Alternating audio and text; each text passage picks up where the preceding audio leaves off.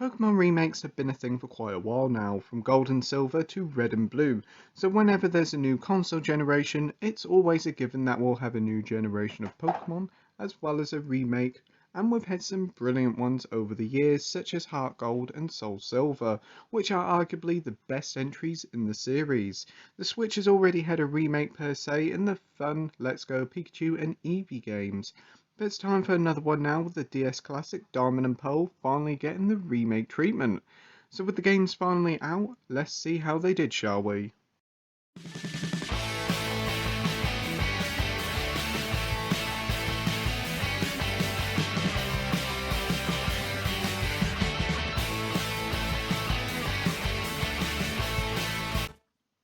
Let's start off with the setup, and it's your typical Pokemon tale. Your new lad or lass who's moved to the Sinnoh region. You eventually get a new Pokemon and you travel around the region, battling, catching and building up your Pokemon to try to be the very best, the best there ever was. You do this by visiting the 8 different gyms and gaining the badges that you earn by defeating the gym leaders. The tale is very typical Pokemon stuff. It's charming and quite nostalgic, as it's one of the first Pokemon games I ever played. As for the gameplay now, and if you played the original, it's pretty much the same here. It's your typical top-down adventure. You explore the region and travel through various routes and towns, as well as the HM stuff such as Surf, Fly and Cut, which are used to help traverse throughout the game, and thankfully it has been spruced up so assigning HMs to Pokemon isn't so annoying now. It's all your typical Pokemon experience and is pretty much beat for beat the same as the original. It's still very enjoyable, and when you get into battle, it's a complete and utter blast. As with older entries of Pokemon games, you get into random battles through walking tall grass, and unfortunately you can't see what Pokemon you're getting into battle with, which is a shame as it could make catching Pokemon a bit of a pain. Trying to catch them all is still an addiction, but it would have been nice if you could see which Pokemon you are getting into battle with, and it would save you a lot of time as you could fill up your Pokemon decks quite quickly. Battles are really fun. It's your typical setup with 2 Pokemon in these lovely looking arenas, and you have to choose your moves and ultimately try and beat all your opponent's Pokemon. Or if it's a wild Pokemon, try and lower its health to a certain point, then try and catch it with a Pokeball. The gyms are still the best part of the game, and it's always fun leveling up your Pokemon for those battles and eventually beating the leaders. As for new inclusions to the game, there honestly really isn't that much here new, bar the new Ground Underground, which is a revamp of the original one that was in the previous release, which sees you going in there and gaining new materials.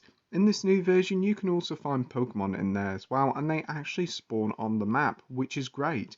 And to be honest, you can pick up some pretty powerful Pokemon quite early on here, so you can easily whiz through some of the earlier gyms with ease.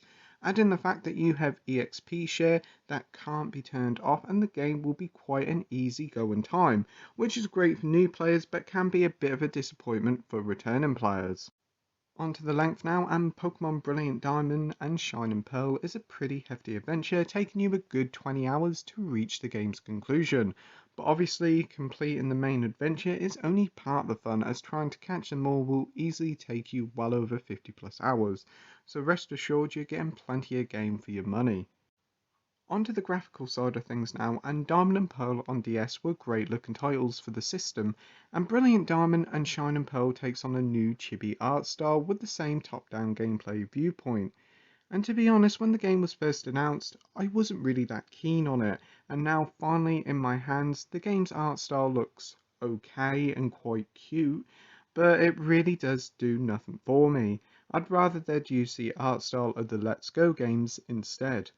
When in battles, the game looks so much better with proper character designs that look so much better, and the backgrounds look really impressive too.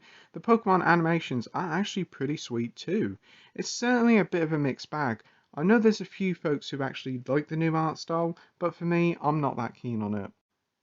As for the frame rate, it's actually pretty top notch here, not dropping a single frame whatsoever, which is great considering that the later 3DS games suffered from frame rate issues and Sword and Shield were pretty rough in that department too.